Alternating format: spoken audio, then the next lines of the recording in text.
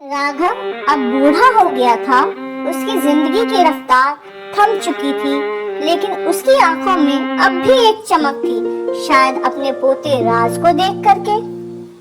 राघव का बेटा नीरज एक मल्टीनेशनल कंपनी में जॉब करता था और अक्सर अपने पिता को अनदेखा कर देता था। वो हमेशा अपने पापा को एक ही बात कहता, पापा आप आउट ऑफ डेट हो गए हो, आपको आज के टाइम का कुछ पता ही नहीं, आप तो चुपचाप टीवी देखो और आराम करो। राघव भी थोड़ा मुस्कुरा देते और चुपचाप अलमारी के एक कोने में बैठकर पुरानी डायरी में कुछ न कुछ लिखने लग जाते। एक रोज नीरज ने अपने पापा से पूछ लिया, पापा ये हमेशा आप डायरी में क्या लिखते रहते हो? राघव हर बार मुस्कुराकर कहता, बस जिंदगी के हिसाब जो मैंने दिए हैं और जो अब मुझे मिल रहा है।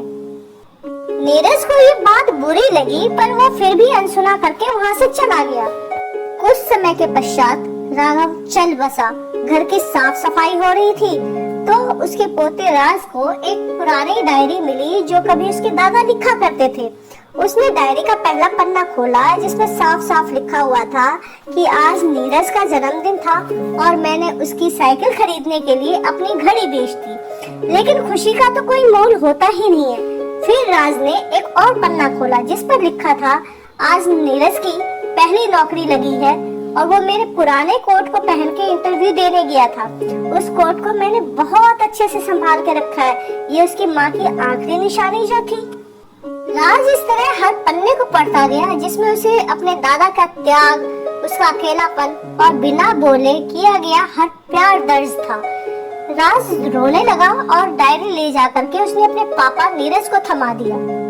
नीरज उस डायरी को पढ़ने लगा और पढ़ते पढ़ते एक ऐसे पन्ने पर जाकर उसका हाथ रुक गया जहाँ ये साफ साफ लिखा था, पुराने लोग ही रखते हैं नई इमारत की नींव। नीरज के दिमाग में वो सारी बातें फिर से घूमने लगी और वो रोने लगा।